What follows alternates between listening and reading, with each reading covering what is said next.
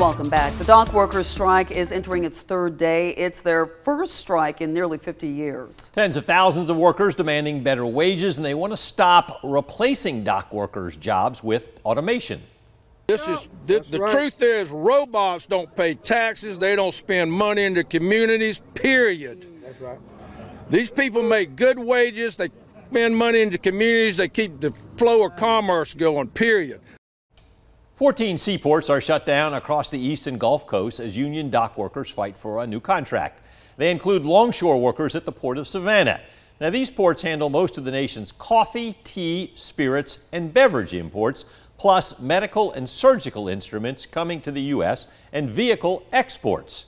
The strike could cause shortages of goods, some of the ones we listed, but only if it continues to go on for weeks. Megan Western verifies whether you should be hitting the stores to stock up. Do the shelves at your local grocery store already look empty? While many people stocked up for Hurricane Helene and its victims, some people are stocking up for the port strike.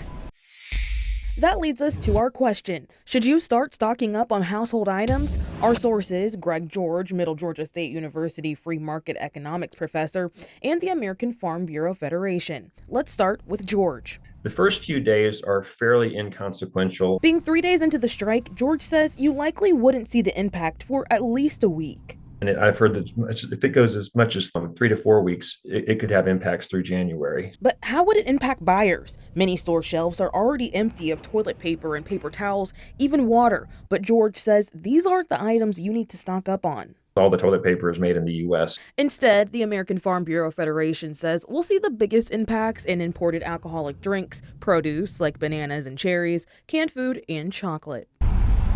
And George says it may impact the automotive industry. If your car breaks down, it might be difficult getting parts. Farmers will also be affected if the strike lasts. The Farm Bureau Federation says it could lead to an oversupply of domestic goods, hurting the nut, cotton, red meat, and dairy industries. I guess the good news is if we can't export our food, we won't run out of food here. So we can verify, no, you should not start stocking up on household items. With your Verify, I'm Megan Western. George says that President Biden could utilize the Taft-Hartley Act, which would force union workers to go back to work due to national security interests or national economic interests. He says in turn, workers could also choose to do a sit-in strike. Have something you want verified? Reach out to us on Facebook, X, or send us an email to news@13wmaz.com.